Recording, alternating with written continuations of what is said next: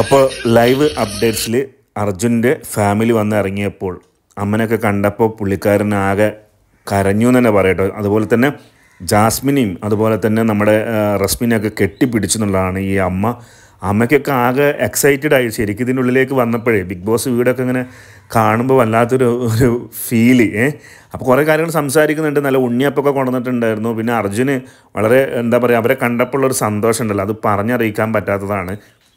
വന്നിട്ട് കെട്ടിപ്പിടിച്ച് അർജുൻ സത്യം പറഞ്ഞിട്ടുണ്ടെങ്കിൽ കരഞ്ഞു തന്നെ പറയാം. അതോടൊപ്പം തന്നെ അർജുൻ്റെ വൈഫാന്ന് തോന്നുന്നുണ്ട്, വൈഫാണ് സഹോദരി അറിയില്ല, അവരും വന്നിട്ട് ഈ പറഞ്ഞ പോലെ തന്നെ കെട്ടിപ്പിടിച്ച് അവർ ഇറങ്ങുമ്പോൾ തന്നെ വളരെ സങ്കടത്തോടു കൂടി ഇങ്ങനെ കരയുന്നുണ്ട്.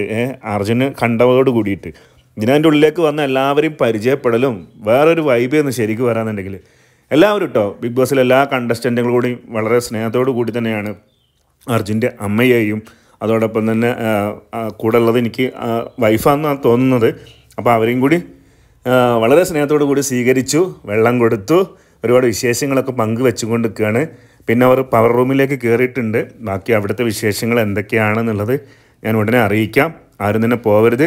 കൂടുതൽ ലൈവ് അപ്ഡേറ്റ്സുകൾ കാണാൻ വേണ്ടിയിട്ട് മറക്കണ്ട, എല്ലാവരും ഒന്ന് ബെൽ ബട്ടനൊക്കെ ഒന്ന് അടിച്ച് പൊട്ടിച്ച് വെച്ചോളിട്ടോ. അപ്പോൾ ഏതായാലും രസകരമായിട്ടുള്ള ഒരു കാഴ്ചകളാണ് ഇനി നമ്മൾ കാണാൻ പോകുന്നത് അല്ലേ. ഇനി ശ്രീധുവിൻ്റെ ഫാമിലിയാണ് അടുത്തത് വരാൻ പോകുന്നത്. അതും കൂടി എങ്ങനെ ഉണ്ടാവും എന്നുള്ളതാണ് നമ്മൾ നോക്കി കാണാൻ പോകുന്നത്.